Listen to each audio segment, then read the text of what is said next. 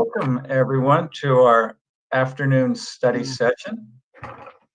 There are two items on the agenda that I think will generate a great deal of interest. One is to discuss commercial cannabis business use policy.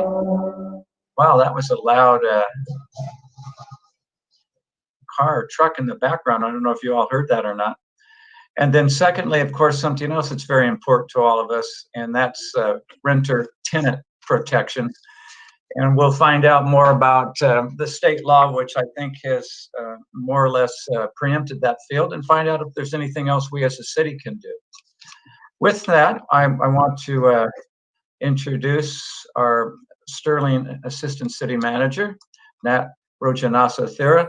And Nat does an excellent job of explaining how we have a Google Meet or Zoom meeting with all of the rules according to the directive and executive order from the governor. So Nat, if you will please explain to our viewing and listening audience how we're going about this for those who haven't done it before. Thank you. Absolutely. Happy to do so, Mayor Roberson. We encourage members of the public to watch this broadcast on Channel 25 or on YouTube Live, which has a short delay of approximately 10 seconds. You can watch at youtube.com/City of Monterey or on the YouTube app, which can be downloaded from your Google Play or Apple App Store. To make a public comment this afternoon, when viewers are watching live, you will see a chyron, also known as a lower third caption, on the bottom of your screen. At that time, you can call into the conference line. Our phone number is 831-582-6500.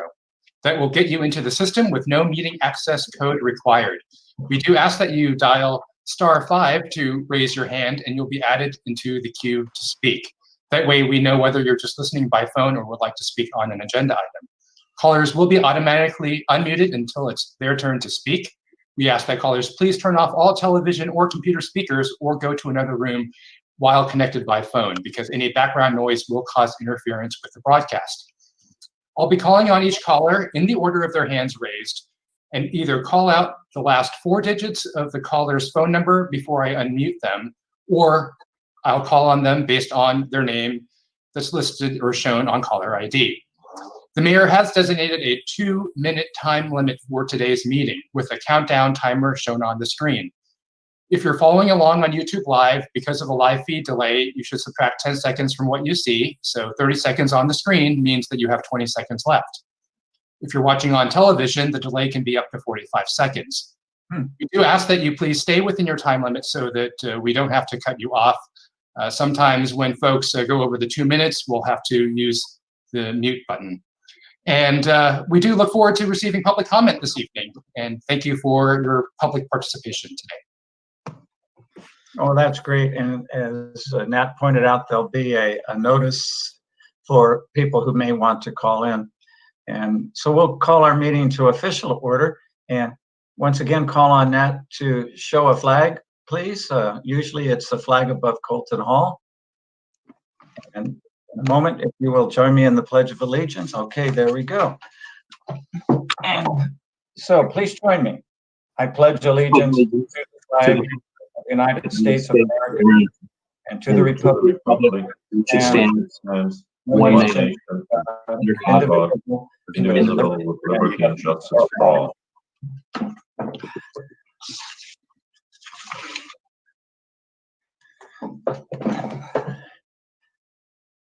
Thank you so much.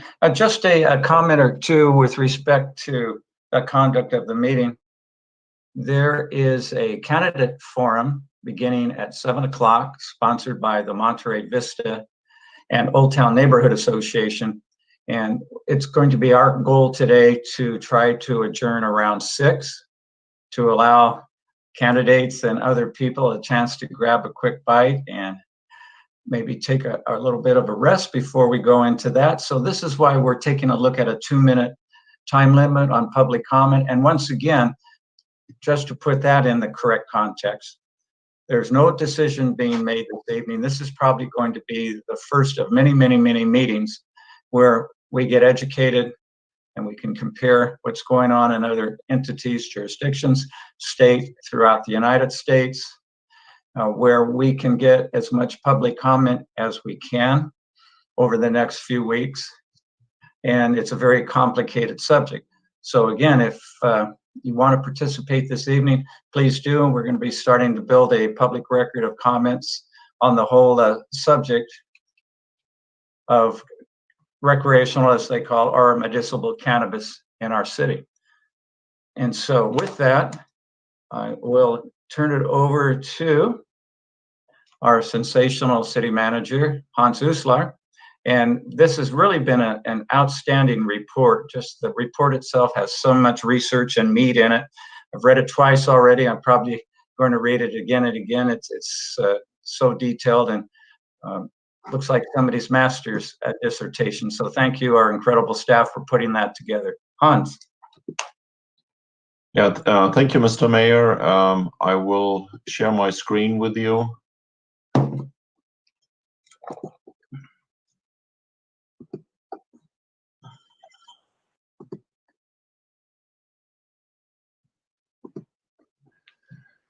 All right.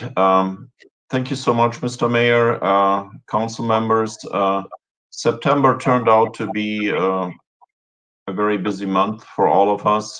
This is our 5th council meeting that we are holding, and it's our 2nd study session, I believe, that we are holding this month as well. And this study session is dedicated to commercial cannabis and sharing with you our insights about this important topic for us. The goals that we feel are appropriate for tonight is this is just a study session, as the mayor pointed out, which means that we are not making any decisions tonight, or that the council also does not direct staff in clear terms where council wants to go with all of the information and how you want to process that. So we want to share with you tonight just the initial analysis from commercial cannabis business operations as we see it in could happen in Monterey. So this is our knowledge that we are sharing with you tonight, and what we'd like to hear from you is also initial feedback from you, the council members, as well as from the public. So it is the first step of quite a few steps that will follow. And as I stated already in my introductory remark, staff started working on the cannabis issues in all sincerity shortly after council member Hafer brought this topic forward, and it was agendized in front of council, and council decided, yes, let's take a closer look at that topic. And that's when actually the city staff of the city of Monterey had started looking into all the various issues that are involved with making commercial cannabis operations possible within the city of Monterey. Until then, the city of Monterey was not really exposed to this wide spectrum of cannabis operations.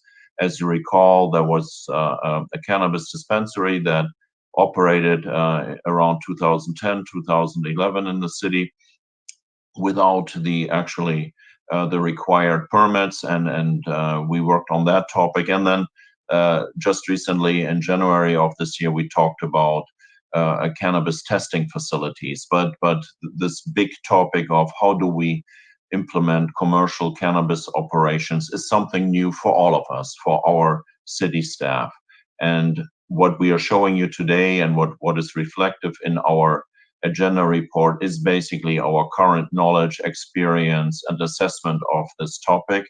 A couple of weeks ago, I believe actually 2 weeks ago, 3 weeks ago, we attended a cannabis control summit, a virtual conference that lasted for about 3 days, and about 8 staff members plus 1 council member attended that conference, and we learned a lot of insights, and those insights is what we are sharing with you tonight. What I propose you are doing, council, is there's a few questions, a few objectives, a few of goals you might want to set yourself, and those questions that I propose that you might want to look into that is, what kind of implementation of cannabis do you like to see in our city of Monterey? Do you like to create commercial operations with recreational cannabis use, or do you want to limit it just to medicinal purposes? Revenues. You've heard already that cannabis will allow you to increase your tax basis. And with that, of course, you know that our budgetary worries are still on the horizon and will continue to be there. So there is an opportunity for you, the council members, to figure out how much of those revenues do you like to get for our city. How much taxation do you like to implement with this new type of business? What's your objective with respect to economic development? Do you want to diversify more? Do you want to create more jobs? Do you want to limit dispensaries? What is your objective there? And also, with that always come other questions with cannabis implementations that deal some sort of with public safety and in some form also with quality of life issues. What are your thoughts there? How would you like to tackle those questions as well? And of course, there are many other questions that probably are being brought forward to you by our constituents as well. But I think these are mainly the 4 elementary questions that are very interesting. And again, do you want it unrestricted or just medicinal? Or do you want to maximize the revenues? You want to create more jobs? You want to diversify the economy and think about the issues that surround the placement of the potential cannabis operations. And with that, there will be questions coming to us also with respect to public safety and quality of life. The following chart is showing you the topics that we tackle today. You see in the middle the cannabis, and let's just start briefly with the types of businesses that can be considered over the next couple of months or weeks. You can have retail businesses, you can have delivery businesses, you can have manufacturing, lab testing, and also cultivation businesses. Excuse me. Could you move the can you like hide that link at the bottom there, please? Thank you, Councilmember. I was thinking I just see that and you don't. So thank you. Thank you. Thank you for saying that. On the left-hand side, you see the impacts. Who has to work on those implementation elements? Whether you select retail, delivery, manufacturing, lab testing, or cultivation, it will always require, in some shape or form, legal review, regulatory work. The finance aspects, you have to create possibly taxes. You have to create license fees and also additional development or impact fees or permitting fees. Planning, zoning. You have to find the right place to put a lab, for instance, to place a lab, and you have to find the right zoning for commercial businesses. And of course, there's the enforcement issue that has a wide array of potential challenges. And with every legal cannabis operation, you still have right now to continue seeing impacts from the illicit market. The implementation process, these are actually the products that we have to create over the next couple of weeks and months.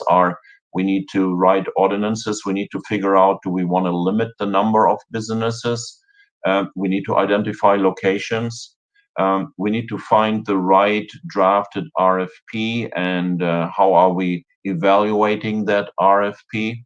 And of course, when you do those things, many of the businesses are capital intense, and they have also high-powered lawyers behind them, law firms. There's always also the potential that whatever you decide might be questions in the court of law. And last but not least, on top of that, I put the public input, because we need to hear from the public, and they need to share with us what they think is appropriate for our city. So these are the topics that are being presented to you over the next 20 minutes, 25 minutes or so. And again, your council's intent is on the bottom there. These are representatives of the questions that I just explained to you on the previous slide to a greater extent. We will talk about all those topics, and you will hear now from our city attorney, who will briefly give you an overview over the legal background of cannabis. Good afternoon, council members. So there's three basic areas of law that are applicable here. We have federal law, state law, and of course our local regulations. In a nutshell, federal law has the Controlled Substances Act, which does prohibit the production, sale, and possession of marijuana. It's also illegal to open, use, lease, or maintain any place of business for the purposes of manufacturing, distributing, or using marijuana. It is also a Schedule I status, a Schedule I drug. So marijuana is in the same category as heroin, LSD, and ecstasy, for example. Now that may change with a court case that's pending potentially before the United States Supreme Court. There's been a petition filed asking the U.S. Supreme Court to accept review of the case and render a decision on it. We don't know yet whether the Supreme Court will accept that review. So the current status is it's still prohibited under federal law. However, in California, medicinal use of cannabis and its possession has been legal since 1996. And it allowed the cultivation and distribution of medical cannabis for dispensaries started to be allowed in 2003. And fast forward in 2015, we now have what's called the Medical Cannabis Regulation and Safety Act. And this is the framework for state level licensing and regulation for medical cannabis. And so that act in 2015 legalized and currently regulates for-profit commercial medical marijuana businesses in the state. And then finally, in 2016, the California voters passed Proposition 64, which is the Control, Regulate, and Tax Adult Use of Marijuana Act. It's also commonly referred to as the adult use of cannabis for adults 21 years of age and older. So presently at this time, we have authorized in the state of California medical marijuana as well as recreational marijuana for adults. And the act has a new regulatory and licensing framework for that adult use and for regulating commercial cannabis businesses. That being said, through all of this, cities still retain full regulatory authority over all commercial cannabis businesses, both medicinal and adult use. Deliveries may still be regulated or prohibited by local governments. The cities must allow indoor cultivation for personal use, but can reasonably regulate it. And commercial indoor cultivation may still be banned. So in summary, all cannabis businesses must have a state license, but the city retains its police powers or its authority to decide what uses it would like to allow in our jurisdiction. And that's what the part of the purpose of this discussion today will be, is if you do wish to allow certain types of businesses, then we can regulate, if necessary, those particular uses and the locations. And that's it for me. Thank you, Chrissy. Our finance director will now go into a very attractive option that comes with cannabis, which is revenue generation. And with that, I punt it over to our finance director, Lauren Lai. Hi, Council. So I have two slides on this subject. One will be more a macro view, and then we'll take a deeper dive here in the county and along the peninsula. So HCL represents, there are $26 billion in revenue in the legal market for cannabis. For fiscal year 18-19, the gross receipts was $4.5 billion. For local jurisdictions that have cannabis operations, the 1% allocation of those taxes is $45 million. So taxation exists for cannabis at the state level and also at the local level. So the 2 points here show that the state has a 15% excise tax on retail. In addition, the state also has a cultivation tax, which ranges between $1.35 to $9.65 per ounce. The reason why that's important is when local jurisdictions look at fees and revenues, we need to look at the combined amount of tax and fees that a consumer would pay. And this concept is kind of called the concern about cumulative tax. There's a balance between the legal market and the illicit market. And the concern by some is that if the cumulative tax is too high, it'll push the activity into the illicit market. And so that's just something we have to be mindful of because the state has these 2 taxes already. In addition, something we have to be mindful of is that it's not certain how much taxes and revenues will be generated. That number varies by locale and by our tax rate, and also the real activity relative to what we estimate, and whether such revenues would be adequate to cover the cost of the programs and/or impacts. On the macro level, we also need to look at 2 important concepts called market demand and saturation. And then lastly, is there a demand for the different applications we may have here in the city of Monterey? Market demand and saturation, how much consumer demand is there? And is there enough demand for continuing retail? And what does that look like?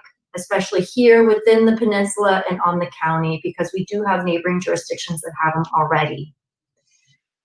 We also learned that there are retail and non-retail operation permits. We're seeing a trend in the state that there aren't very many applications for non-retail operation permits.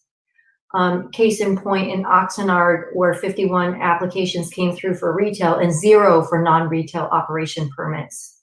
So that's something we may want to look into if council is looking at a mix of operations here in the city. Next slide, please. Lauren, could you, it might be obvious to some people, but can you give me an example of non-retail? Sure. Manufacturing, cultivation, testing, distribution. So those are non-retail operations. Okay, retail with dispensary. Thank you. Mm-hmm. So now let's drill down a little bit on the local level. We have local fees and taxes. Some of these are set by the council and some are approved by voters. Namely, the local cannabis tax would be approved by voters generally at a general election. And before you are 2 examples here in the county. The city of Seaside has a 6% cannabis tax that generates about $1 million a year. The city of Delray Oaks has a 5% cannabis tax that generates about $450,000 a year. Again, it's not certain the amount of fees and taxes that would be generated. These are just illustration purposes.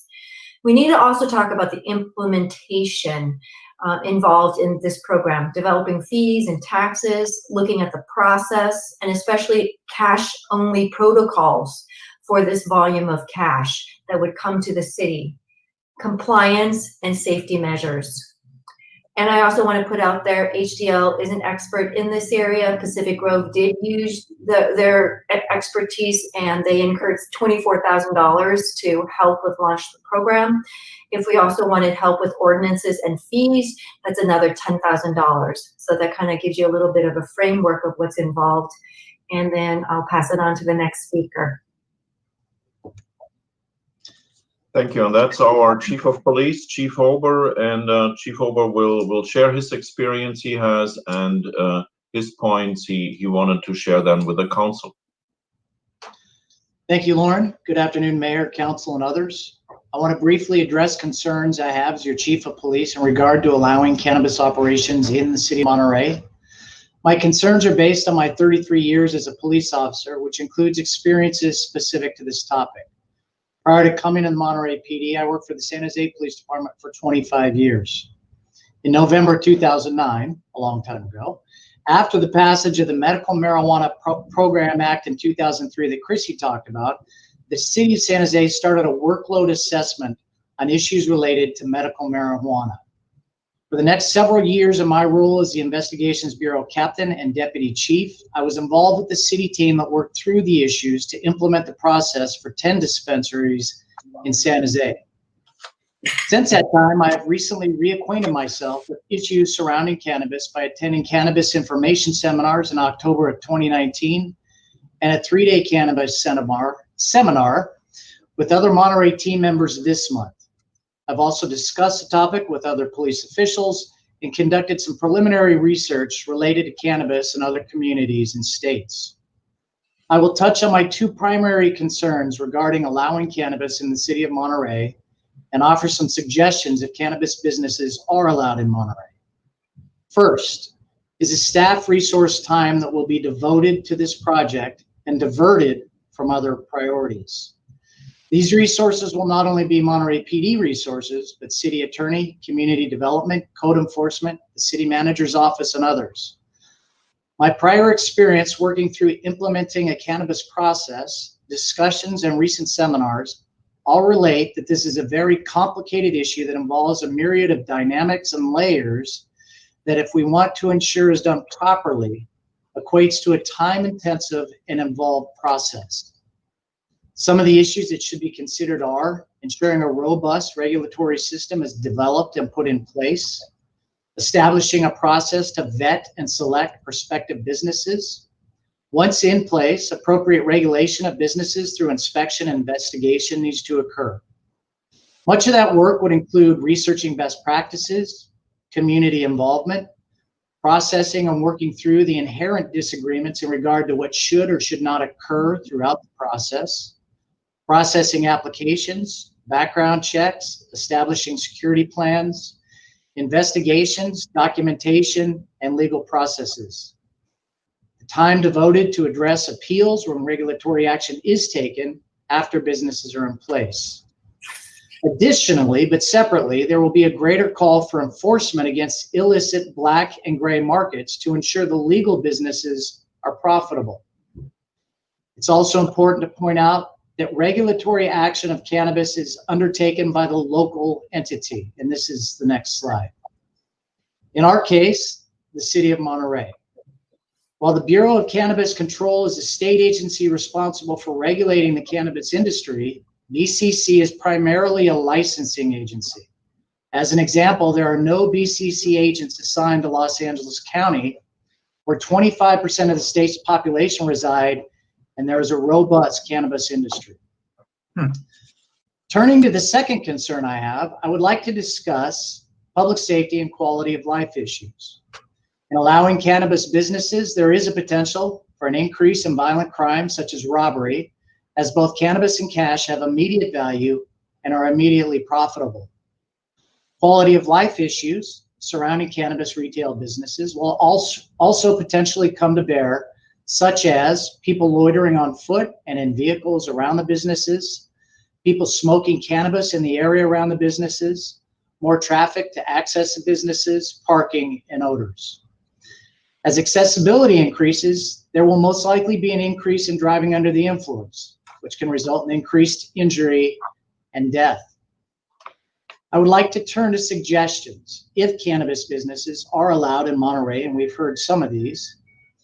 I believe that to implement the best outcome, we will need to take the time to implement the processes in a deliberate, sequential manner, which will involve research, community input, and careful consideration for implementation of best practices. By allowing for a well thought out process that allows the establishment of a best practices program, we can mitigate some of the potential crime issues as we develop good security plans and work with the community to establish reasonable setbacks and land use processes to ensure the quality of life issues are minimized. In conclusion, as your chief of police, I have great concern with allowing cannabis businesses in Monterey for the reasons I have described.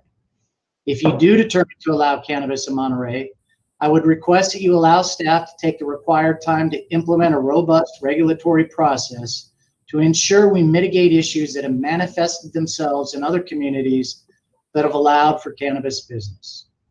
I will now turn the presentation to Kim Cole, our Community Development Director. Thank you very much, Chief Hober. I wanted just to share with you your possible regulatory options. The City Council could choose to just adopt or reference the state regulations as a minimum. So all the business would need to open is a city business license.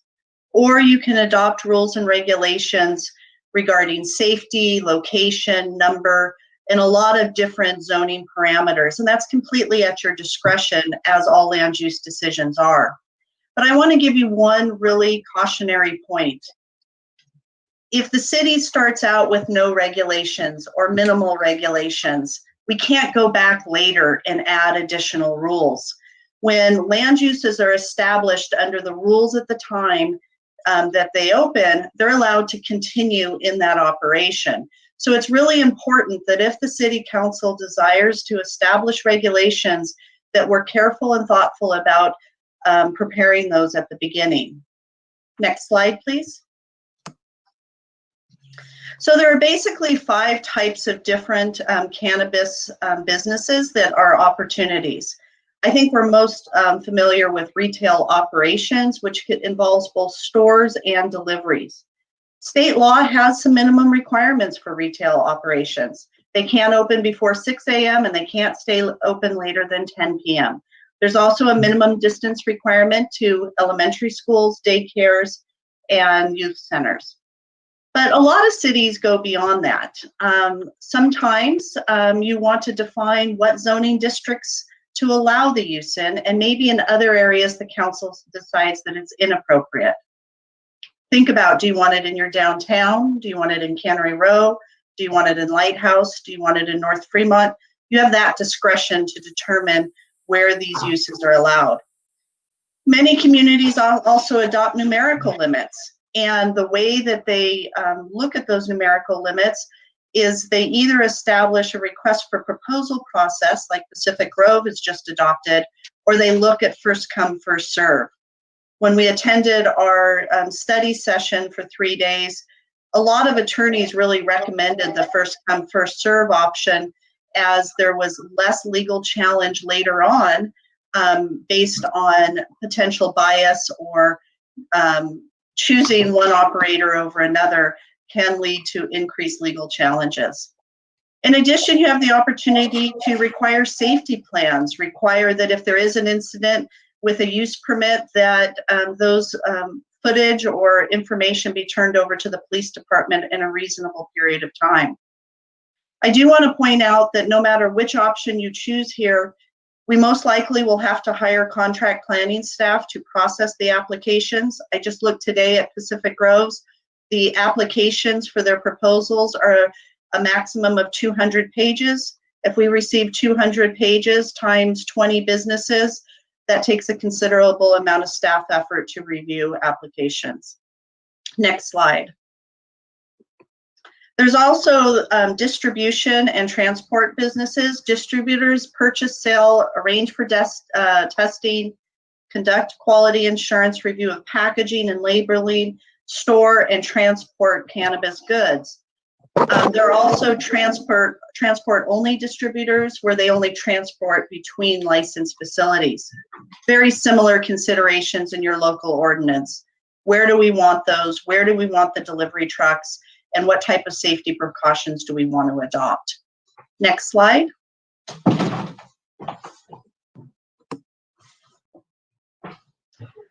Some cities are also very involved in cultivation, manufacturing, and/or micro businesses. Cultivators grow medical and adult use cannabis in indoor or outdoor settings. We're seeing this in a lot of our adjacent communities, where you can take an old warehouse building and convert it to a cultivator business. Manufacturers produce adult use and medical cannabis products. A lot of times those are called edibles or topical products. So there's manufacturing businesses, and there's micro businesses, almost like microbreweries, if you will, that are involved in either the cultivation, manufacturing, distribution, and retail sales aspects. With cultivation, there will be an issue of water. credits with the site. The Water District has already established a use factor, so we know what that is. It'll most likely for warehouses require more water than is currently on the site for it to operate. There's fire safety issues with manufacturing. There's waste issues, or the byproduct of manufacturing oftentimes has to be disposed of in a proper way. And there's also safety concerns. Next slide. Cannabis testing labs. This is basically a testing facility to look at standards for medical or cannabis and to make sure that it meets certain requirements. Possible issues are location, safety, and a lot of the other issues that we've talked about with cannabis businesses. The city staff has already been directed to prepare a cannabis testing laboratory allowance in our code. We have prepared a rough draft and it's currently under legal review. We hope to bring that forward to our planning commission early this fall for consideration by the council before the end of the year. Next slide. Cannabis events. The fairgrounds has contacted the city and their interest in holding special events with cannabis. Cities can allow temporary events.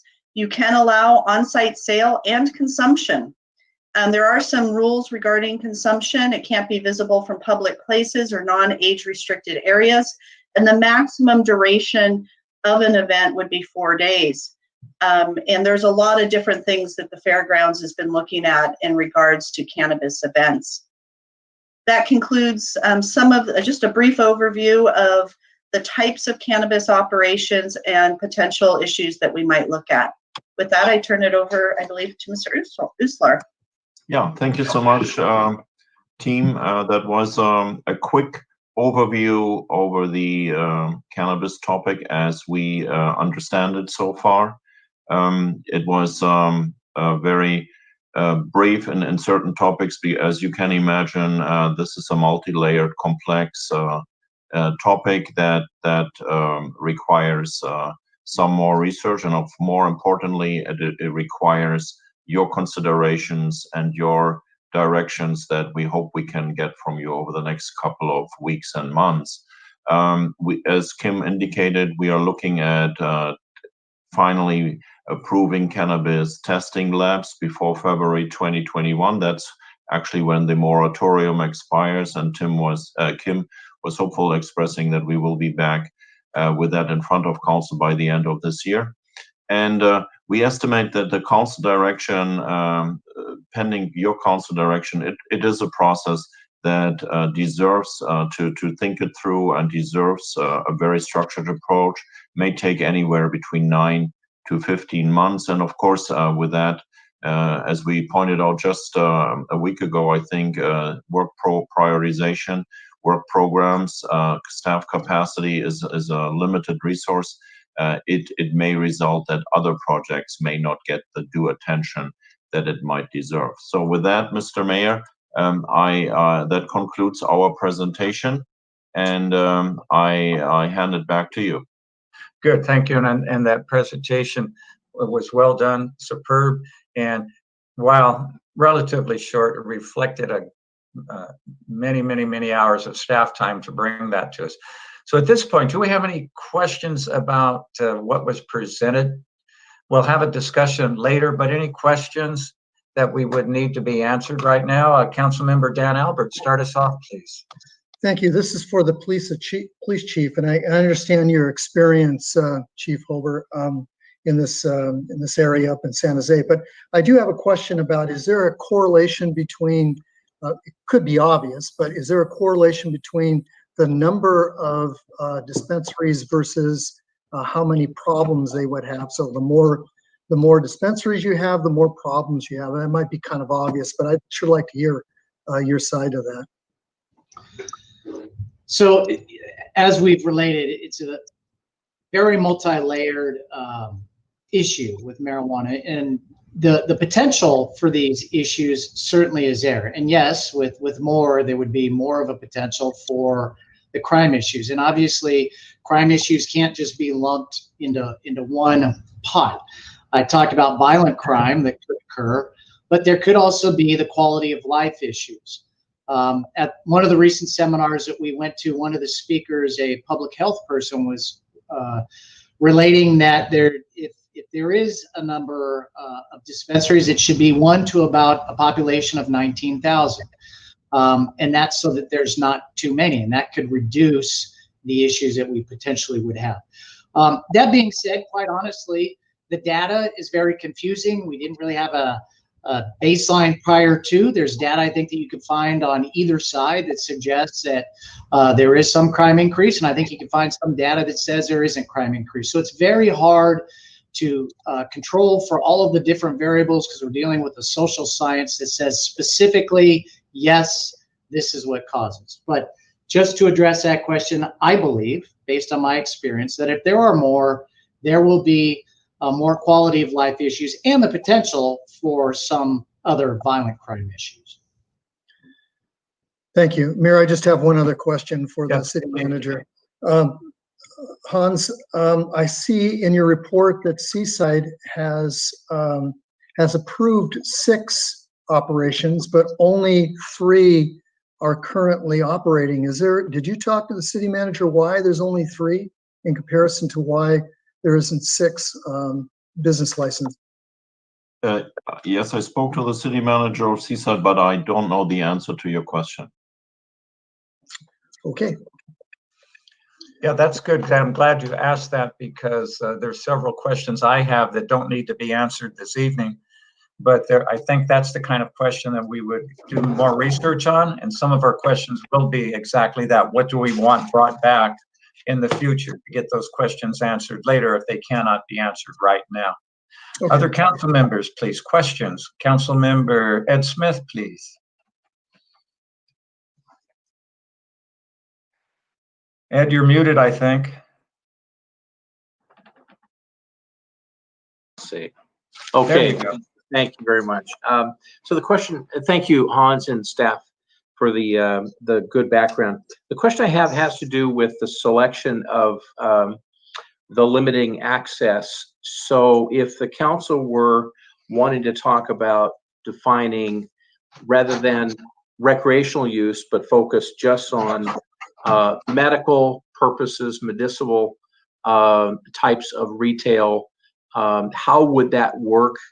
2-part question. How would that work in a permitting process, and how would we propose that we would regulate the use in its principal purpose of being for medical only? Yeah, I will relay that over to our community development director, Kim, please.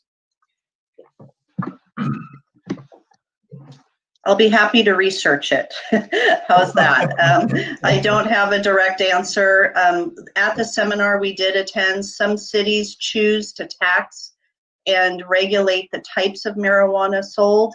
And there was, at least in one camp, an idea that you limit the potency of the marijuana that is sold in a particular facility. So I know that there are cities doing it. I just haven't looked at the land use regulations yet. A follow-up question regarding some of the data that's included in the staff work. It cites a couple of different locations and regions for a variety of things, and also the taxes turned over. One statistic is talking about Mount Shasta, the city of Mount Shasta.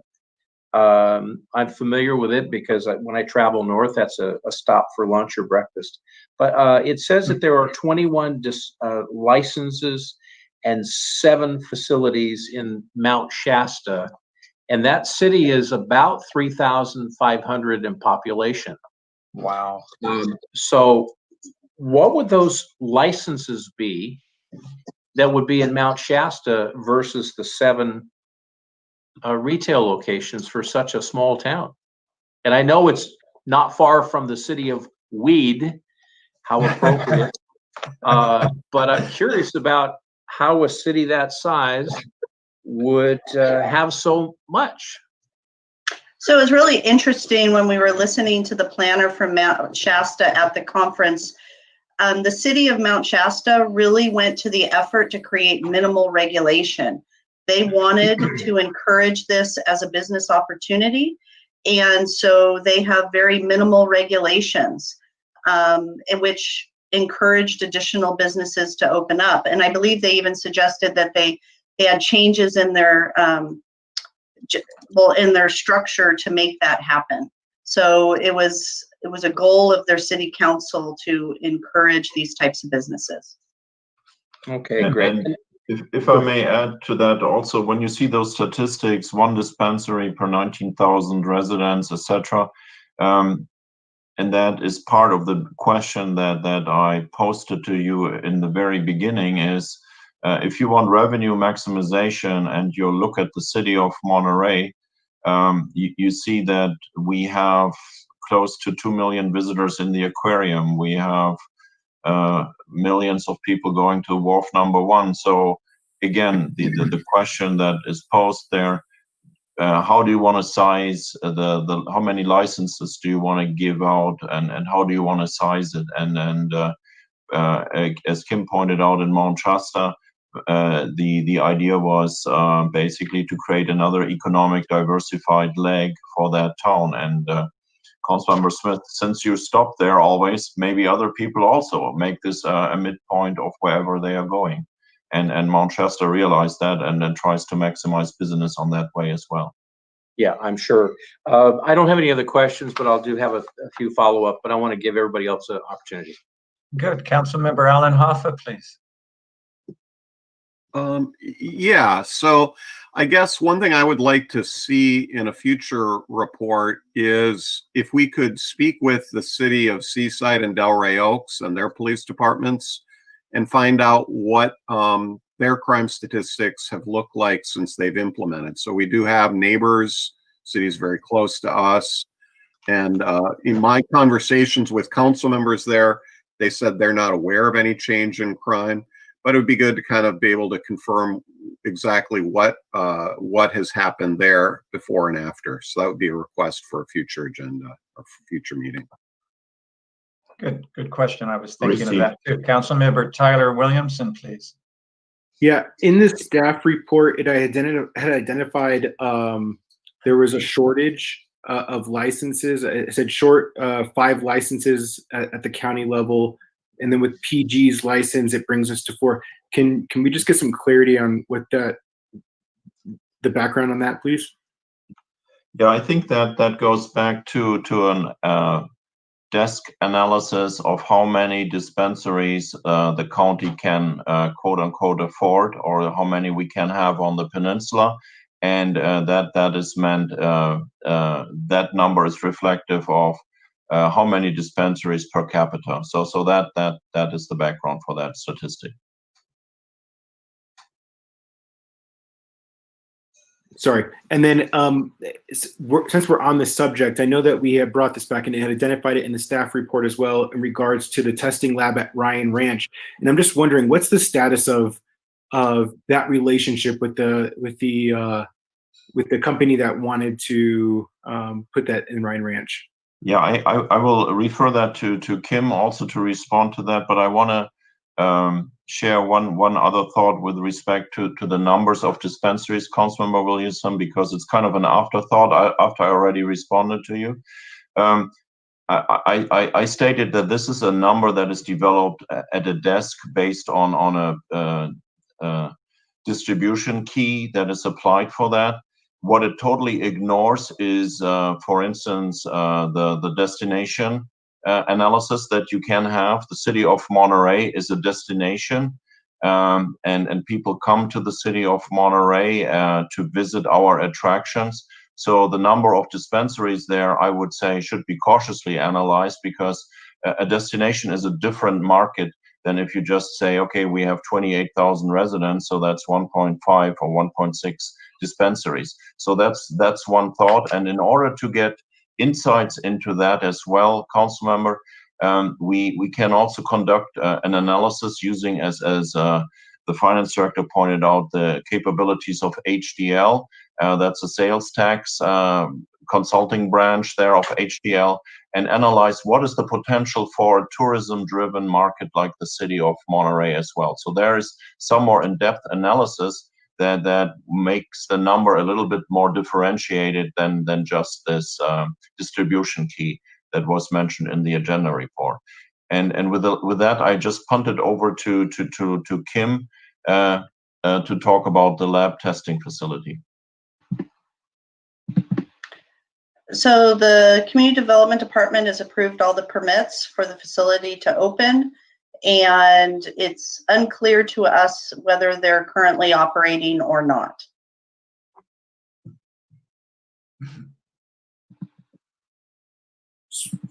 Okay. We can find out though. Tyler, anything else? Questions at this point? No, I'm good for now. Thank you.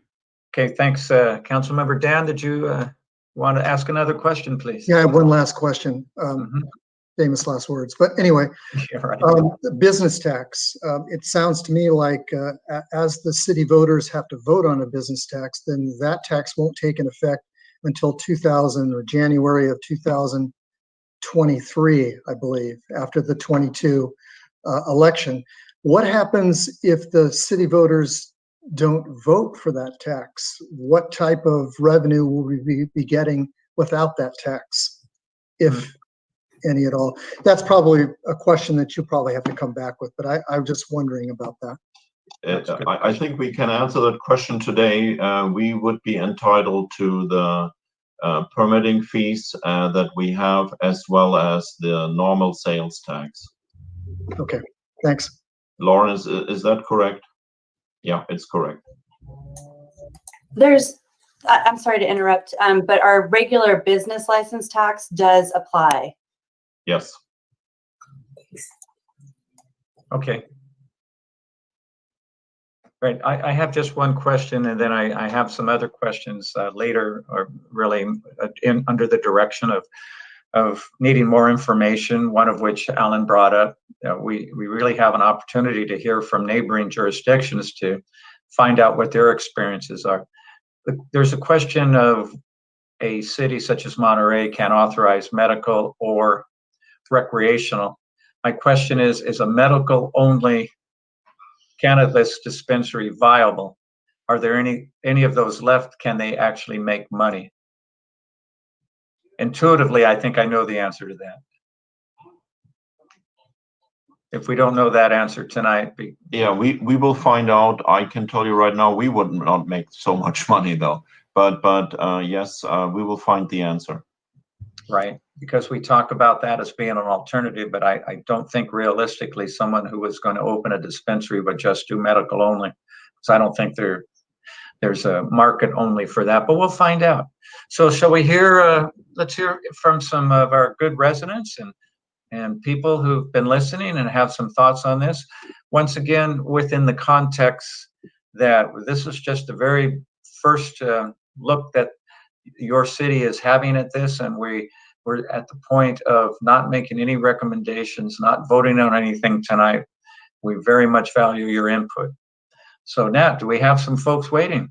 We sure do, and the Chiron is up with our phone number, 831-582-6500. We do have a couple of callers, and the first caller will be someone with the last four digits, 2287. Hi there, thanks for joining us. We do have a couple of callers, and hello? First caller will be someone with the last four digits, Can you please turn off your television set and follow along? Hi, how do I unmute? Oh, you're unmuted. Okay, go ahead, please. Hello, can you hear me? We can hear you. Yep, if you just walk away from your computer speaker or TV set, we're hearing some background noise there. Hi, how do I unmute? Oh, you're unmuted. Okay, go ahead. Okay, thank you. Hello, can you hear me?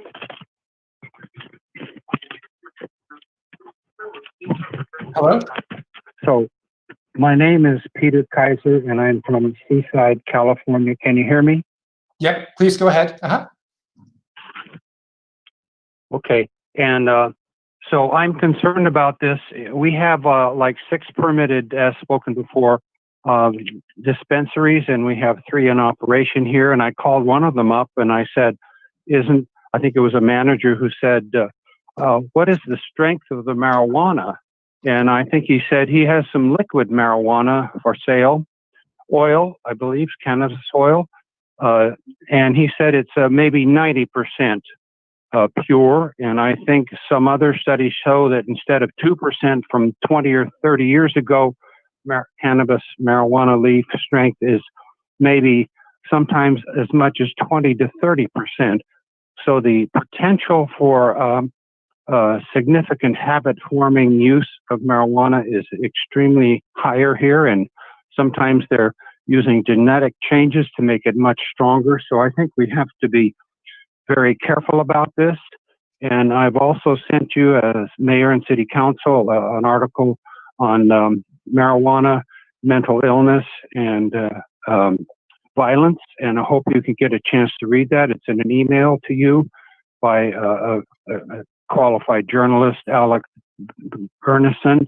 And so we're very concerned here. And even in Seaside, some of us want to eliminate these marijuana shops. And I spent 22 years at Fort Ord trying to eliminate the use of alcoholism and drug abuse and marijuana use with the soldiers. And I think it's really not a positive idea. I like the idea you have no use of, no sales of marijuana. So please not have this. Thank you. Thanks for your feedback. And if you could please state your name, we invite you to, not required, but for the public record. Really not a positive idea. I like the idea you have no use of, no sales of marijuana.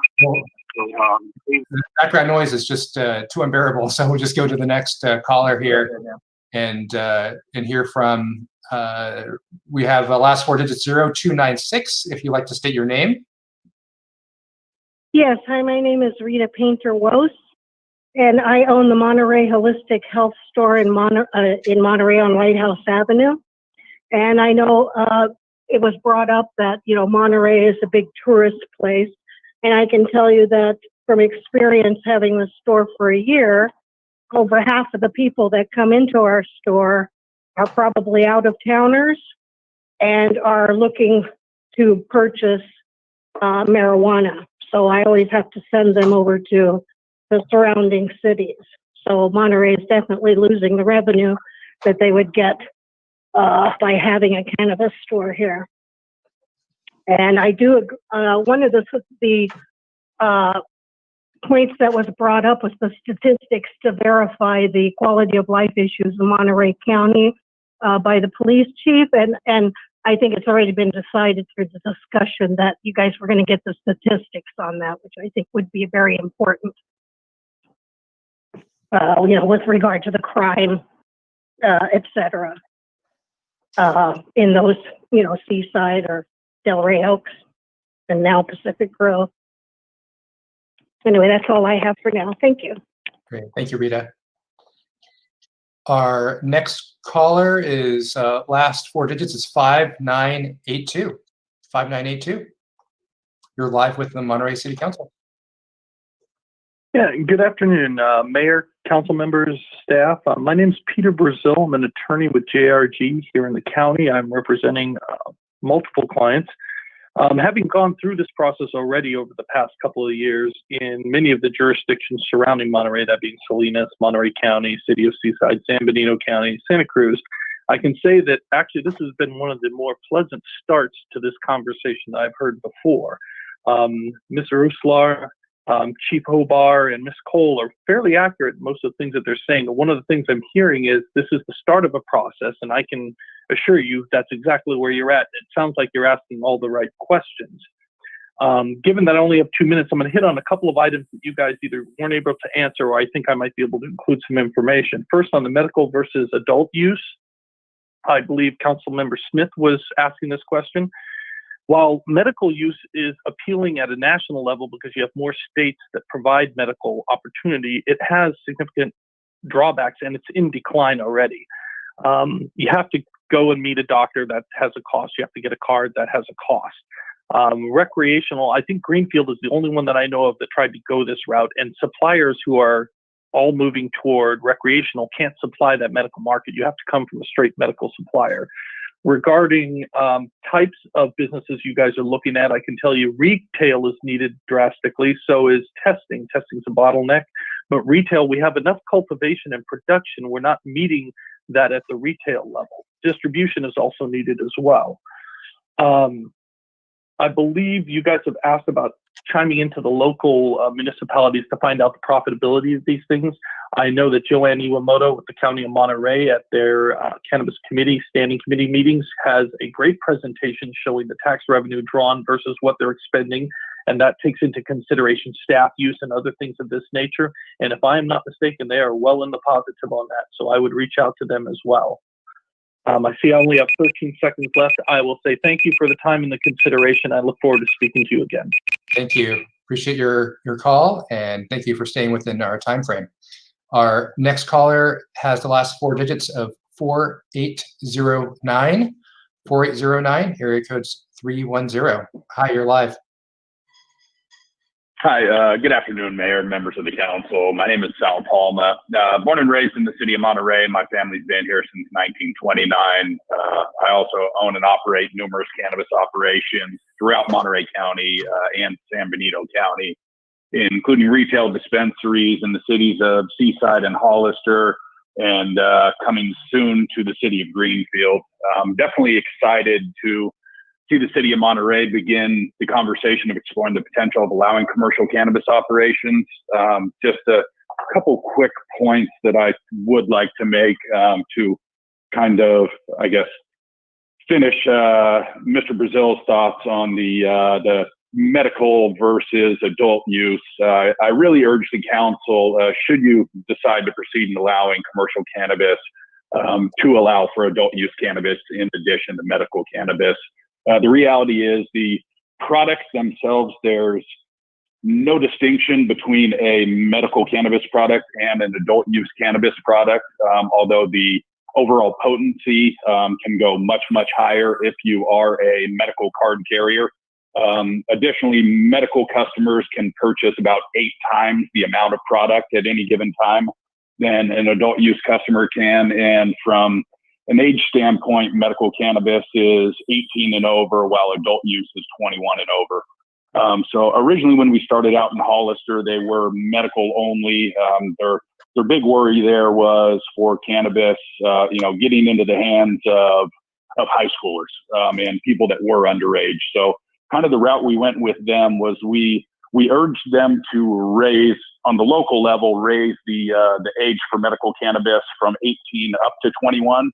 While in adult use cannabis, so that people don't need to go spend the cost on getting cards, going to the doctors, those things. I think 2 to 3 dispensaries would be the ideal number for the city of Monterey.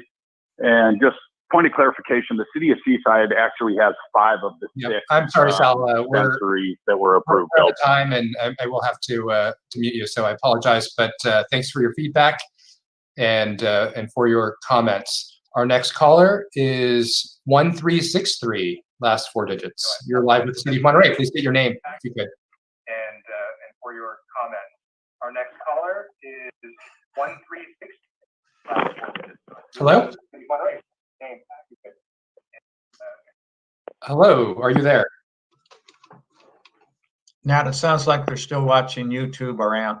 Yep, looks like they're not. Nope, they've disconnected. So we'll go to the next caller. Right. 8241. 8241. Are you there?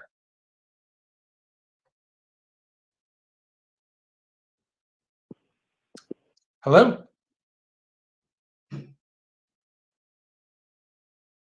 We have the next caller is last 4 digits, 8241. Hi there. Good afternoon, Mr. Mayor and council members. My name is Jennifer Hewlett. I have been a resident of Monterey for 32 years, raised a family, and live up on the hill there in Spaghetti Hill.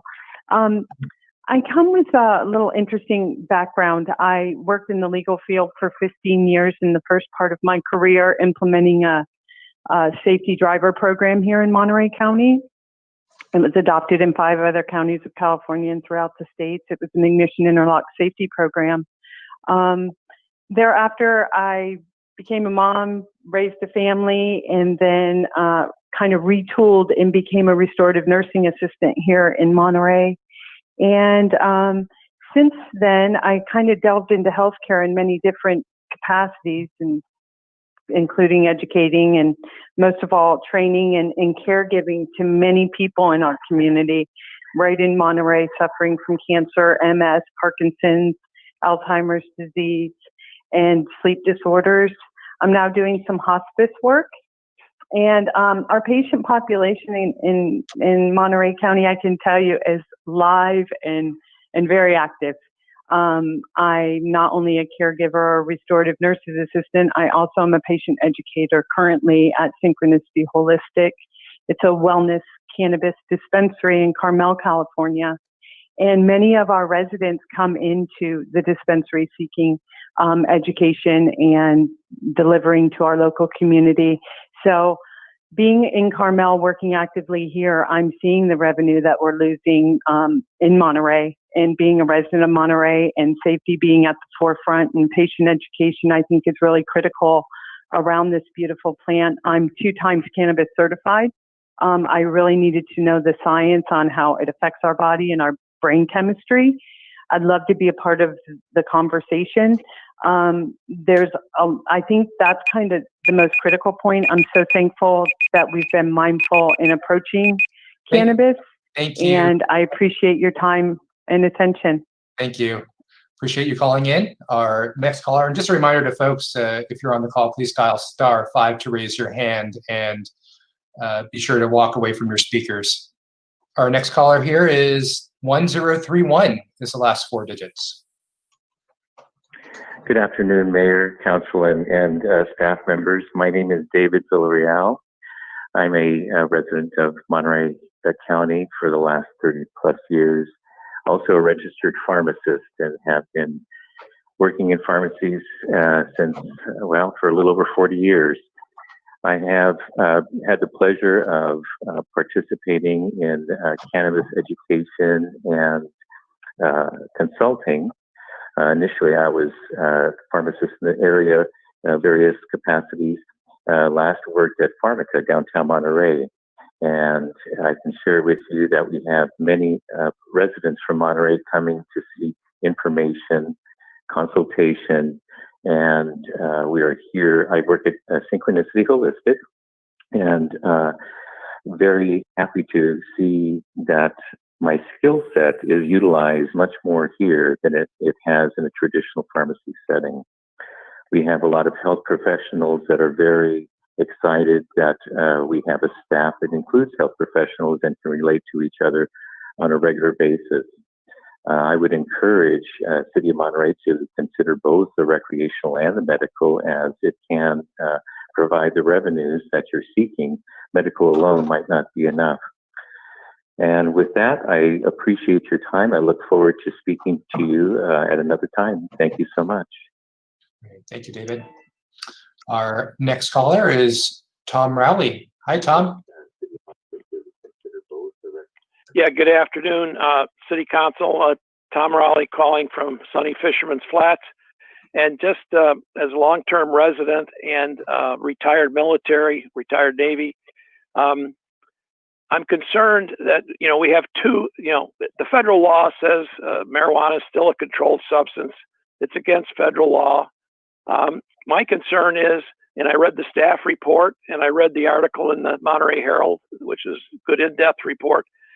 What about input on comments from our local military commanders, whether DLI, the superintendent, the president of NPS, the CEO of Naval Support Activity Monterey? What about input from them on the impact on essentially legalizing a dispensary, whether it's medicinal or recreational in Monterey? I did not see any indication in the information I've seen about that they were consulted for the recommendations. And I believe it would be wise, we consider the efforts the city has put into the Monterey Bay Defense Alliance, that this input be considered and considered very, very seriously if there would be any impact and whether they consider there would be any impact, because certainly There have been other places in the U.S. where these type of facilities have opened close to military bases, and we're a small town, so any place that opens in Monterey, quite frankly, is fairly close proximity to both DLI and NPS and Fleet Numerical. So that's just a quick concern that I have, to get input from some people that I don't see any input from. And thanks to the city, thanks to, looks like a very thorough job in analyzing the pluses and minuses. So thanks again. Aloha. Thanks, aloha to you as well, Tom. Our next caller is 1363. Last four digits, 1363. You're live with the Monterey City Council. Our next caller is 1363. Can you please walk away from your speakers and just listen to the phone, or turn down your speaker set, TV set? Mayor, council, and staff, you can hear me? We can hear you. Thank you. I hung up on myself last time. I'm very sorry. I just want to applaud you. Absolutely. My name is Inga Lorenzen-Doimer, and I'm a resident of Pacific Grove. And I want to applaud you for your thorough analysis, questions, and actually asking for a vote of the people. Because Pacific Grove didn't do that. Our city manager backdoored his way around a process that should have required the vote, and we already have a referendum initiative out to stop that. I am a medical cannabis user of certain products, pain and sleep, and I have been for years. I have no problem as such with cannabis dispensaries. I certainly have a problem with the process that PG has backdoored around, just rammed down our throats. So I just think you are doing a marvelous job of absolutely vetting it. And this is what should have happened in Pacific Grove also. So thank you very much.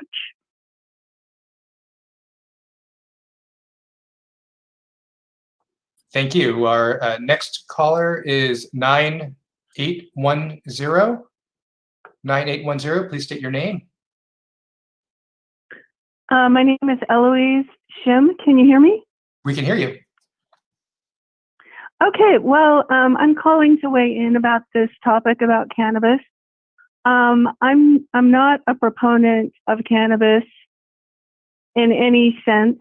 I've lived in Seaside since the legalization of recreational cannabis and sort of seen all of the dispensaries pop up. And as far as the crime in Seaside, I would venture to say that there is a higher threshold for crime, meaning that crime is more tolerated, in my view, since these dispensaries have come about. And I'm also concerned about the fact that it seems that the council members that are the proponents of it are more concerned about the income, the tax income that would be brought about, the revenue. And I think that the outlay of resources would exceed the revenues. When you talk about all of the public safety and the police and all of the complex regulatory things that you have to go through to open one of those dispensaries. And I'm just concerned about the Monterey youth, that they will have more, there will be more of a green light put on the use of cannabis, and I don't think that's a good thing, because there's been many tests and a lot of data to show that cannabis is harmful to the physiological brain of adolescents and teens. Also, I think that, well, I'll just end it there. Thank you. Thank you. We appreciate your call. And for anyone else who is on today's call, please dial *5 if you do wish to speak. And because I think we do have one other caller. Let's just see here. Hi, are you, I've got this, you've joined the meeting. Is this the same caller as last time or a new caller? No, hi now. This is Kelly from the fairgrounds. Oh, hi, Kelly. Okay, great. Welcome. Hi. So thank you. So good afternoon, Mayor and Council. I just have a question, and I mean, somebody can definitely contact me if needed at a later time. I just wondered if the research done on potential revenue, if the events and their temporary license fees and the sales tax, generated from the event on site, if all that revenue was considered in the financial analysis, because it could be considerable, even with just one event per year. So I'm happy to assist with that research if needed, and you all know where to find me. Thank you. Great, thanks, Kelly. And that concludes, thanks so much. That concludes public comment for this item today.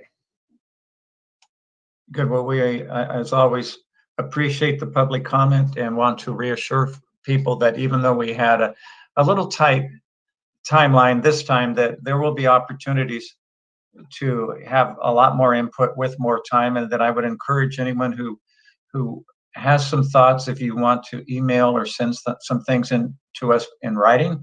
It's distributed to everyone, and we will, I can assure you that everyone on this council and staff will read it. Well, going forward and looking at our time, I think I'll just go ahead and start and see if I missed anything. I hear our public and our council talking about wanting to hear from some of our neighboring jurisdictions, Delray Oaks, Seaside, and the county. The lawyer who called in said there's a presentation that the county can give. There's nothing like finding out from our neighbors how all this goes. There's a question of, there's income.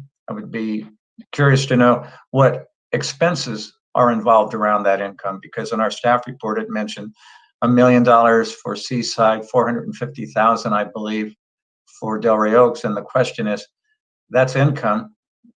What were the expenses? Who is staffing it? Because I think that's part of the whole picture, because this is somewhat revenue driven. We can also ask our neighboring jurisdictions about their crime level, and have they hired extra staff and so on. The whole area of hearing from people, I think Tom Raleigh's suggestion about hearing from our military is important. We talk about a city of 28,000 people. We have to realize that we have a large military segment of that population. I would estimate, when you take in the Defense Language Institute and La Mesa, we'd be close to 4,000 or 5,000 military individuals living in the city, about right.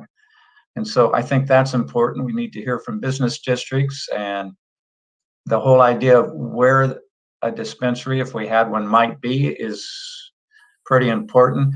I think another speaker said, how do you test and regulate? How do we know what the content is of what's being sold? Is that the city's responsibility to make sure whatever is sold is legal and pure? Does the state do that? Is that something that local jurisdictions, take on? And so those are kind of what I'm hearing people talking about. And of course, there's the whole question of when would, if this went forward, when would the people have an opportunity to vote to raise a tax? If it's a general election, as Councilmember Dan pointed out, it wouldn't be until 2022. So other things that council would like to have brought back for further discussion that I missed? Councilmember Ed, please. Yeah, quickly, in the area of things that I still need for processing, is I'd like to know more about the public health. We did hear from some speakers tonight, but I'd like to hear more in terms of public health, and additionally those stakeholders from our community educators, our school district superintendent. I'd love to hear from the Monterey Peninsula Junior College superintendent as well about the effects. Also, I've had some information that has come my way, not only in the last 34 years of law enforcement experience, but just recently when this topic surfaced, was this concept of marijuana being a gateway drug and statements that are putting youth at risk. So I know there's anecdotal studies out there. I'd like to hear more from the professionals about that. And also, in the last 10 years or so, what's the impact been on driving under the influence and the violations of the vehicle code for those that have been consuming marijuana and driving and involved in accidents? So I'd like to hear some more hard statistics from this. And you commented on it, Mayor, in talking about if it was to move forward, what would be the right location. And I think the stat that's cited in here about 600 feet from schools, I think that's too little. I'd like to hear some more data about if it was expanded, what would be the right distance from schools in certain restricted areas. And I think 600 is too little, but certainly 1,000 foot is a standard that's been used in other registered folks from schools. So I'd like to hear more about that distance from possible retail states. Okay, thank you, Councilmember. Councilmember Tyler, what else would you like to have brought back to us? So I'm going to share some feedback as far as what could be brought back, but also just kind of some general feelings based off of the conversation. So I just want to start off by acknowledging and appreciating Councilmember Hoppe for even bringing this forward in the first place. I think this is a really important topic for a lot of people in the city of Monterey. And so I just want to make sure that we recognize him for the work that he's doing in this area. One of the questions that was posed in the staff report was, do we want more of an unrestricted approach to cannabis, or kind of maybe sticking more towards medical? Councilmember Smith kind of alluded to this a little bit. I'm definitely more in the space of an unrestricted approach, looking at medical and recreational. So I definitely hope that as we move forward in our research, that we keep that in mind. There was also a comment around the proponents of this on the council is doing this more for the revenue, and I think that's definitely an important factor. But what I would say is that the most important thing to me on this topic is to permit a use, which, by the way, is less harmful than alcohol, that is supposed to be that is supported by a clear majority of residents. And in addition, I know several users who are productive members of our community, many of them professionals. So I'm just trying to be a representative of the constituents of the city of Monterey, and I just kind of wanted to say that that's the driving force for me. Everything else is a great plus.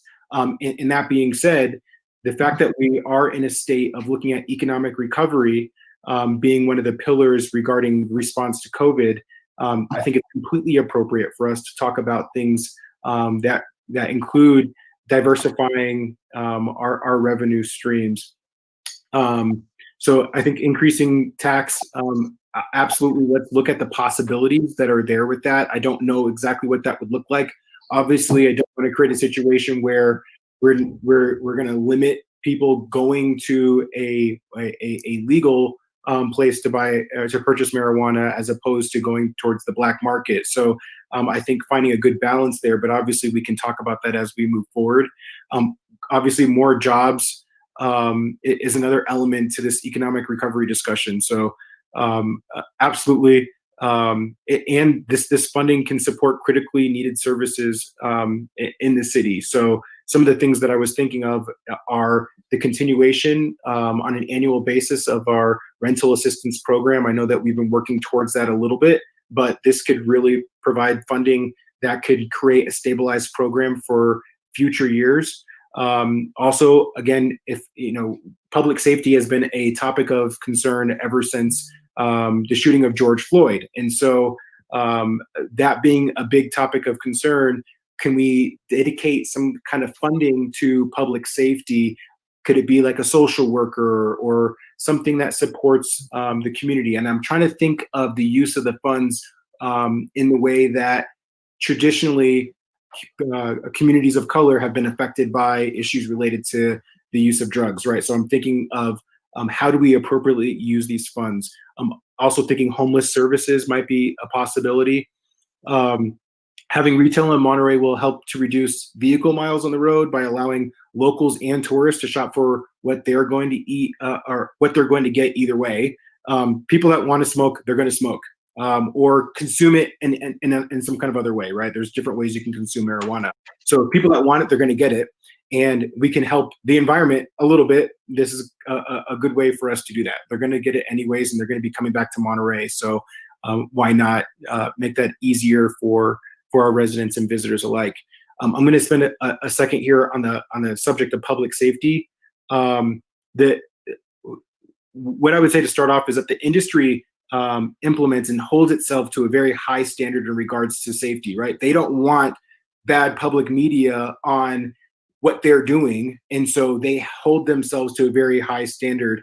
And from what I've observed and what I've researched and studied, I found that that stays very true. There are some incidents that occur, but oftentimes you see retail shops with a security guard outside, sometimes multiple security guards, multiple security measures with cameras. We talked about this when we were looking at the testing labs. So this kind of, I think, still holds here. Some of the concerns expressed regarding public safety are concerning cannabis in general, which is already legalized in the state, and some of the arguments are questionable. The illegal sale is going to happen with or without the legal sale. We can only support the minimization of legal sales by creating other alternatives. I also just kind of wanted to take a second to throw out some opposing arguments that are out there just to kind of highlight, and everything depends on where you get your data from, right? So I just kind of want to paint another side of the picture of, I think, a lot of what we're hearing in regards to the public safety issue. So here's just some things that that I found in research that has been done. Traffic deaths and arrests for DUIs do not increase and may decrease when marijuana is legalized. Cannabis will be regulated for consumer safety. Legalization results in decreased teen marijuana use. Legalization of marijuana is phasing out black markets and taking money away from drug cartels, organized crime, and street gangs.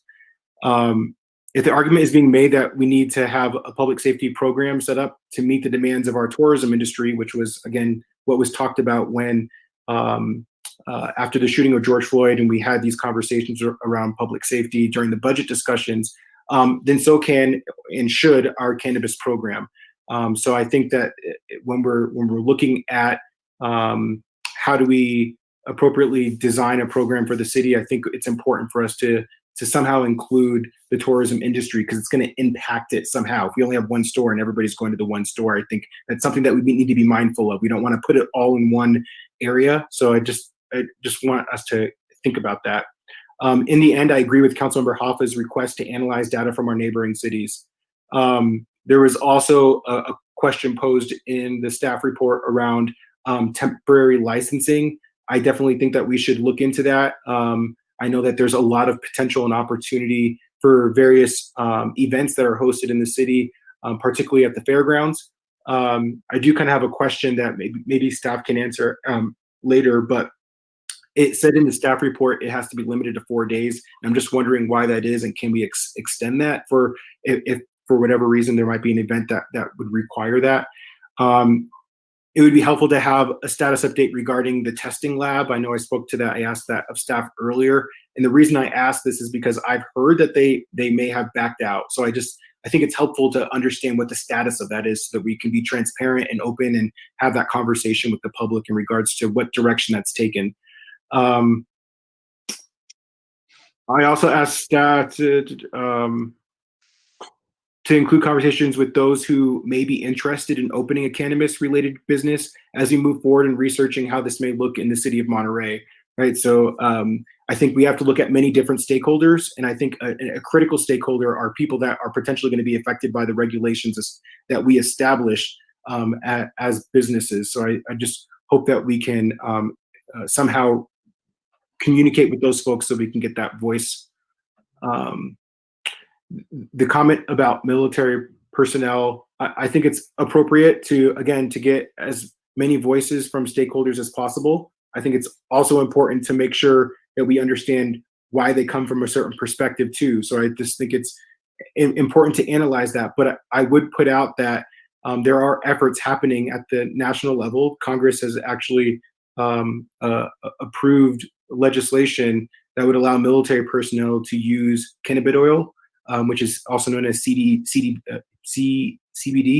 And so, you know, things may be changing there. And so I don't want us to kind of create policies to be like too restrictive if things are moving in a direction that might potentially allow it. And I'll just end with thanking staff for putting the report together, being very thorough in analyzing. I kind of want to echo that comment that was made by one of the speakers earlier regarding how we're approaching this compared to how PG approached it. So I'm not really familiar with their process and how they went through it, but I think that us kind of taking our time and analyzing this from multiple perspectives is helpful. So with that, I yield the time. Thank you. I think what I'd like to do is hear from Councilmember Dan, then go to Alan, who have brought this to our attention, and let you have the last word, if that's okay. Okay, Councilmember Dan, please. Thank you, Mayor. I'll make it short. I would like to thank the council for being patient about taking our time, making this very important decision in the city of Monterey, because I think it is an important decision. As Councilman Hoffa has brought up on several occasions, that there have been a majority of our people in the city of Monterey that voted for Prop 64 to legalize recreational marijuana. But I do want to say that that doesn't necessarily mean that they approve a cannabis dispensary in their city. It means that they approve of recreational marijuana as a whole. So that's why, for me, I think it's really important that somehow we get a lot of public input, more than just 10 people, into what our city really wants and our neighborhoods really want when it comes to a dispensary in our city. So however the staff does that, either through neighborhood association presidents meetings or some type of survey or whatever, I think we really need to make sure that we vet out whether our neighbors and our neighborhoods really want this. And second is, most likely these dispensaries will probably be in our business districts. So I think that we should get input from our businesses on Alvarado, Lighthouse, North Fremont Street, and get their input about how they feel about opening up a dispensary in their own business community. I think that's really important. And then the last thing is, I know the staff says it's very difficult to evaluate what the economic impact is, but for me, because that could lead to a decision for me whether this is a true economic impact for the city of Monterey, where we can truly get quite a few revenues to help us out of these deficits. So it's important to me that we have more than just an example of Seaside or Pacific Grove. I mean, I'd like to see other comparable cities throughout California and what they're actually bringing in based on their dispensaries that they're opened up. So those are my three big ones that I'd like to see. So thank you. Thanks again, Alan, for bringing this forward to us. Okay, good. Alan, will you bring us home, please? Well, I'll try. Again, I would note that Prop 64 in Monterey, it was 8,285 for and 3,631 against, so about 70%. And while it's possible some of those people were thinking, yeah, it's an okay idea, but of course I wouldn't want to hear, they've got it next door. I mean, it's in Seaside, it's in Del Rey Oaks, it's going to be in PG, and it's going to be in Marina, it's in Carmel. So for me, I kind of feel like the people have spoken, but we still need to listen to them to figure out how we do it. And we need to work with all of the stakeholders to figure out how do we do it so that it works for Monterey. You know, if in the middle of a COVID-19 financial crisis where we were faced with 19 million in losses, what if somebody had said, hey, here's a way you can make $1 million new revenue? I think we would have been very interested in that. We also, I think, if it turns out that the testing lab at Ryan Ranch really has chosen to go elsewhere because we made it too difficult, that's a lost opportunity. And, you know, we talk about economic development. The truth of the matter is cities don't build businesses. Cities don't create economic development themselves. What they do is they, through their zoning and through their ordinances, they permit different types of business opportunity. So we're right now obstructing business opportunities that are happening in our neighboring cities. I think we're getting the impacts. How can we not? If there's cannabis being sold all around us, it's hard for me to understand how, if there were any impacts, and I don't think we've had any evidence yet that there are negative impacts. And the evidence that I've seen from research done by the Washington University, State University, University of California, Irvine, and elsewhere suggests that there isn't. But if there were, even if there were, it seems like we would be affected, but we're not getting any benefit. We're also making it difficult for people who have medical issues and may not be able to drive to get their medicine, because we don't even allow their medicine to be delivered to them from one of these neighboring cities. So, okay, some of the questions the staff asked, I think we should focus on adult use retail. I think, again, we're going to be looking at the testing, and hopefully we get that right. And then I also think distribution. Those were the three things the lawyer mentioned there is a market for.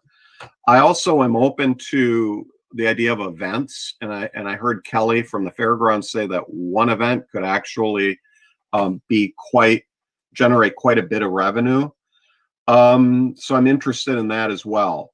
In terms of safety, I think we need to look at larger buffer zones than from schools, than the 600 feet. I don't know what it should be, but I'd like to know what kind of buffer zones some of the other cities around us have. And that's something we have to look at. 600 feet, I don't think is enough. I think we had a ordinance from Marin County, I believe, shared with us, and they, as far as safety goes, they require alarms and cameras, and I think that makes sense. So I also think that in terms of how we do it, I hear the staff saying that going through some kind of an application process is going to be very labor intensive and difficult to do fairly, and potentially could lead to legal liability. So I would say what we should do is identify the locations that we think are appropriate after talking with, the various business districts. And then instead of saying a certain, instead of going through a permitting process, we have a first come, first serve for those areas that have been identified as appropriate.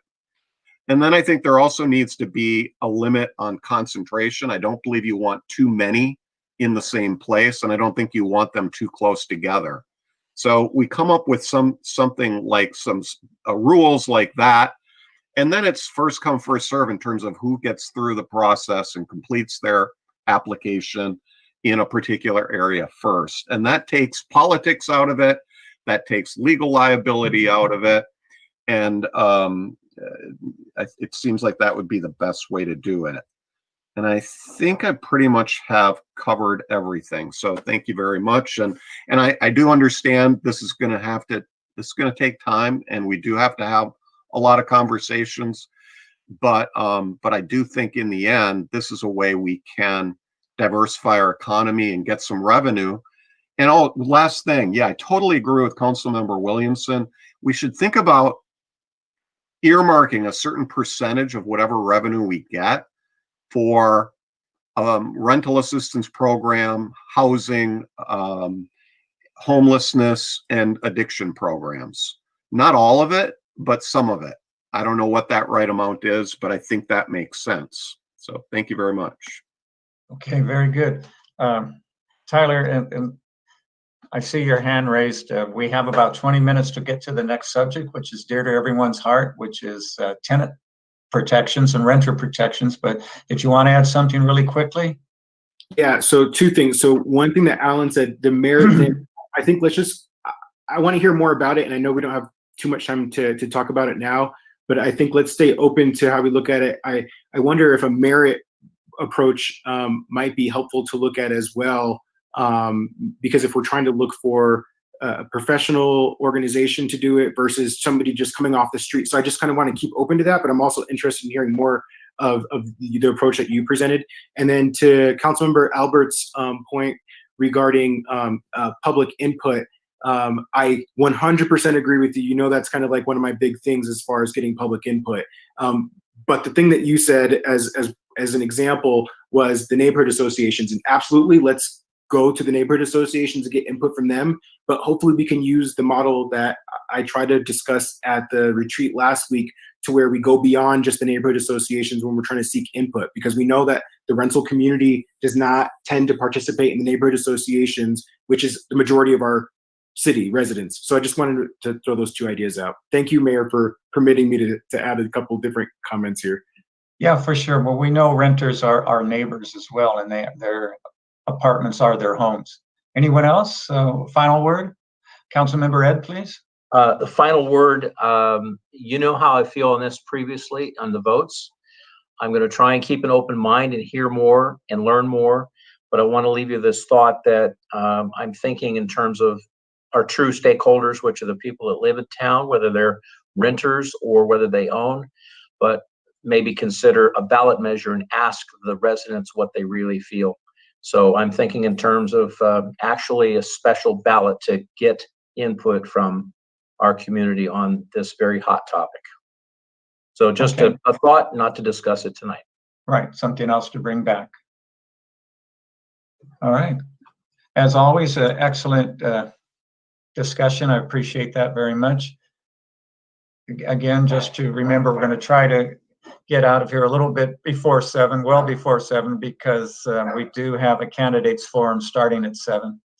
And so we're going to turn to our sensational city attorney, who's going to give us an update on recent developments in the law regarding COVID-19 tenant protections. Yes, start presenting now, and I will try to be quick about it. No, sure. Well, this is a very important topic too, and I don't think you are expecting any action tonight, but you are just want to update us on what's out there and if we do need to take future action. Correct. Okay, the floor is yours then, please. Thank you. Thank you so much. Yes, this is an update on recent developments in the law regarding COVID-19 tenant protections. We have seen just unprecedented amount of executive orders and city urgency ordinances layered on top of state laws and CDC laws, and it gets very confusing to drill down exactly what is the status of tenant protections in the city today. So I'm going to try to hopefully explain that to you as quickly and concisely as possible. The agenda report does go through that lengthy history of the various executive orders. And so I'm not going to reiterate that here. I'm just going to jump straight to the current status of city ordinances. So the first city ordinance that this council adopted expired on May 31st, 2020. That ordinance had various tenant protections, residential and commercial. And then the second ordinance that the council passed expires today. And so as of tomorrow, October 1st, the city will not have any ordinances in effect that halt residential or commercial evictions or that freeze rent increases. We did have the adoption of the COVID-19 Tenant Relief Act, and this is state law. This became effective on August 31st, and it establishes a framework for tenants to avoid residential evictions due to financial hardship related to COVID-19. AB 3088 does not apply to commercial evictions, and those may commence starting on September 2nd, 2020. I will note that just on, I think it was September 23rd, the governor did just sign a new executive order extending the power to cities to enact commercial eviction protections through March 31st, 2021. So that's new as of September 23rd, I believe. And that's an executive order, not the state Tenant Protection Act. Chrissy, quick question on that. Yeah. If we extended the current moratorium that we have based off of the governor's executive order, would it have any effect given the fact of all the changes that have been happening and occurring at the federal and state level? So the Tenant Relief Act, the state law that was just adopted, does cover a lot of the issues that the city was trying to enact through previous executive orders. And so the one nuance here is that the Tenant Relief Act does not apply to commercial evictions. And so get to the council to determine if you felt there was a need for implementing additional protections on the commercial side. The city's commercial regulations expired with its first urgency ordinance. Does that answer your question? Yeah, thank you. Okay, sure. All right. So this ordinance 3614 deferred the payment of rent. This is the first ordinance that we had that also had the commercial component.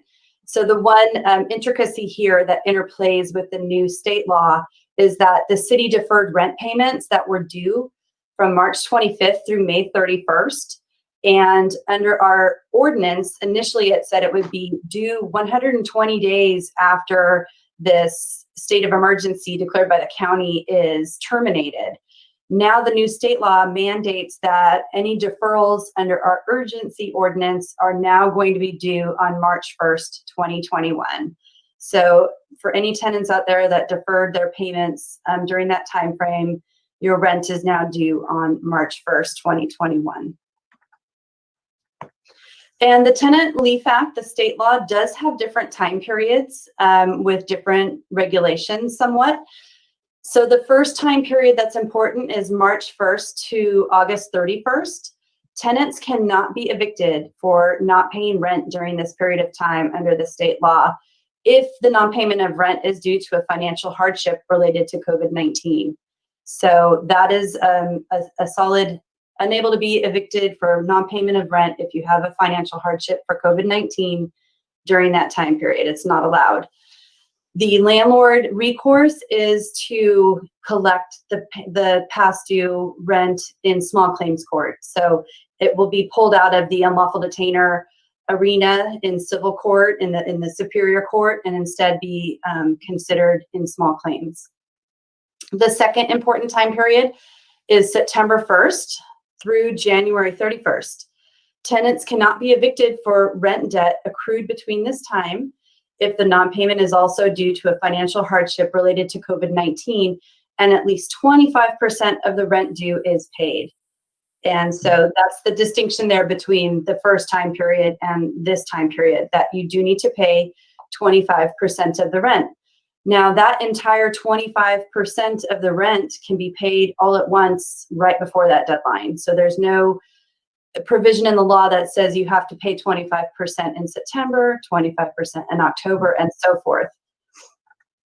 And here is a sample of what the form looks like for the tenant to claim financial hardship. It's a declaration of COVID-19 related financial distress. This is a form created by the state, and I believe housing staff is going to be putting this on our website so that it will be accessible for tenants to use and to look at to see if they fall under this criteria.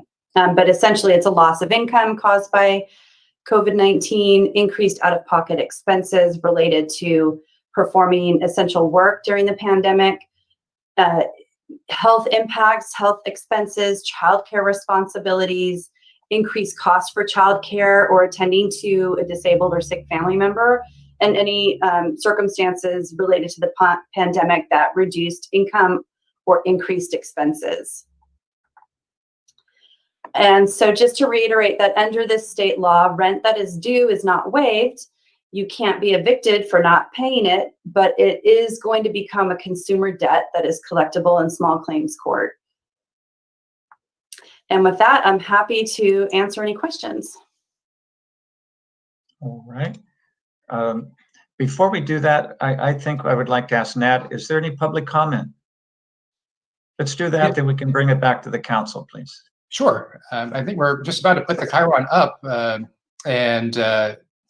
because we haven't, we actually have just started to put the Chiron up for folks to call in on this subject matter. So I'll buy myself some time by stating the phone number is 831-582-6500 for anyone who would like to call in. Again, the phone number for us today is 831-582-6500.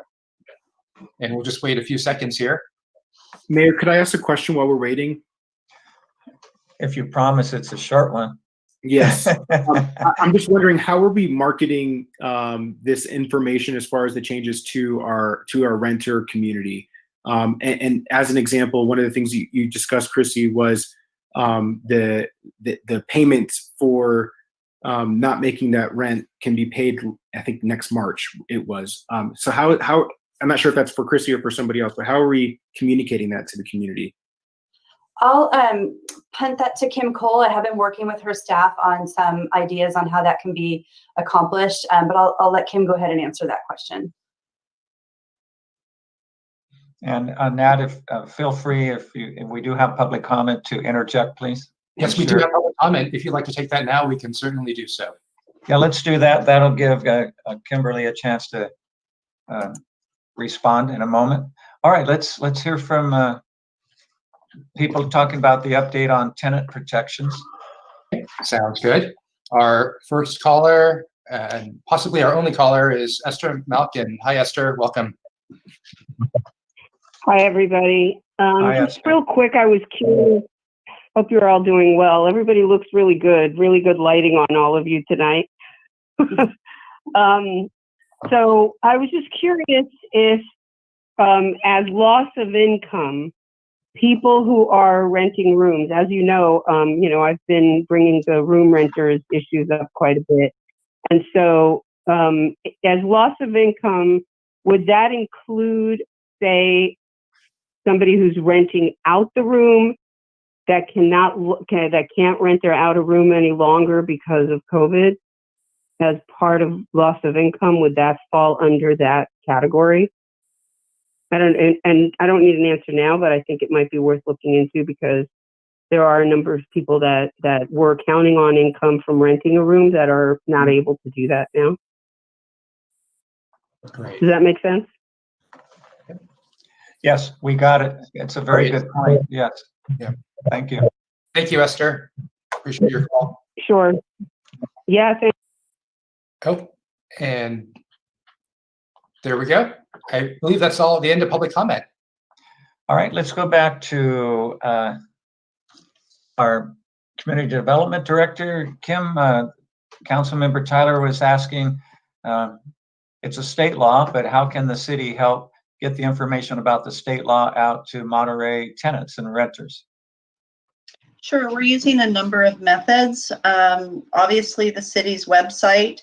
We also have the Emergency Rental Assistance Program underway right now, where we are in direct contact with numerous renters on the issue of their rental payments. So there's opportunities through that program as well. We've also recently hosted workshops through Echo Housing, who provides our fair housing consultation services. I think this is a real opportunity to maybe do another online workshop for renters so they have an opportunity to ask questions in a more informal setting. So I think there's a number of ways that we'll be outreaching to the rental community. In fact, that's the primary function right now of our housing office. They've issued $124,000 in rental assistance. We have another $150,000 pending. So a total of $274,000 in rental assistance to our low-income households. And that rental assistance can exist for 6 months. And so that's an exciting thing that changed from the beginning of the program to as HUD evolved our opportunities. So there's 6 months of rental assistance available to low-income households that either work or live in the city of Monterey. So we're starting to see a really good response rate with that program that we're excited about. Just to put the $124,000 in perspective, these are 31 renters that we are supporting right now. Another 50 are in the queue right now for another $150,000, as Kim indicated. So if you add this all together, it's and let's just say everyone supports sent us all the supporting documents. So far, 81 renters, if everything is successful, for a total of 280,000. We still have 520 in the pot. Okay. Oh, excellent. All right. Any thoughts at this point from our council? Could I just ask a follow-up to that? Is the site, Kim, is the city's website, there's information specifically on there regarding what Chrissy's reporting out on from today's presentation? So Chrissy asked us as part of the preparation of this report to add it to our website. So I don't know whether it's up right now, but it was in the process of being put up. So this was, new information to us as of last Friday. So we'll be adding that if it hasn't already been posted. She gave us the form that you specifically saw on tonight's presentation. Okay, thank you. All right, any other comments before we wrap it up? Councilmember Ed, please. Yeah, just a quick comment. Excuse the office behind me making noise on the copier.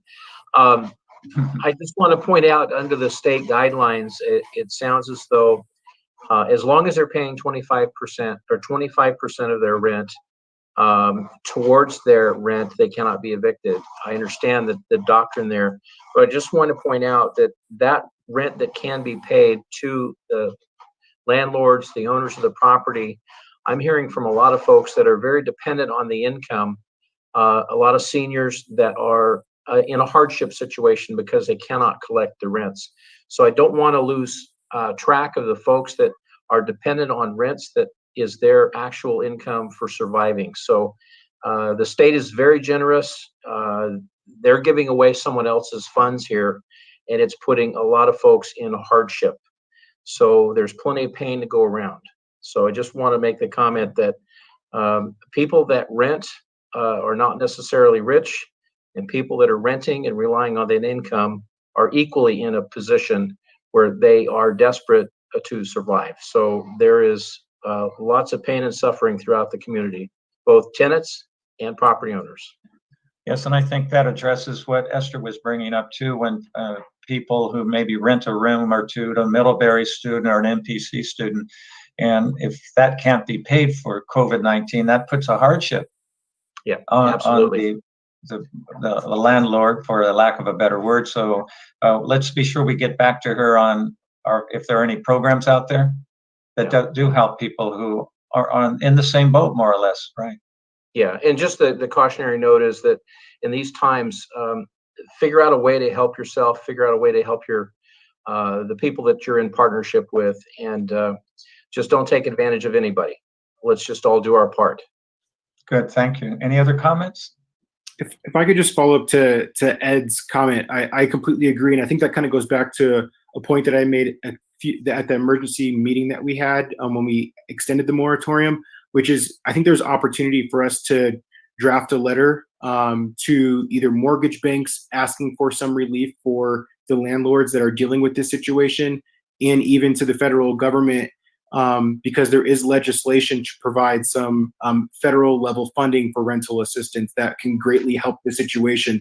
I actually emailed Jen Leisure today, and she had shared with me that the city's rental assistance program actually helped support a tenant that they had that wasn't able to pay it. So this funding is helping, and if we can demand, or if we can, really indicate our support from the federal level and try to work with our neighboring municipalities to try to push that, I think it could really make the difference in trying to get some support from our federal legislatures.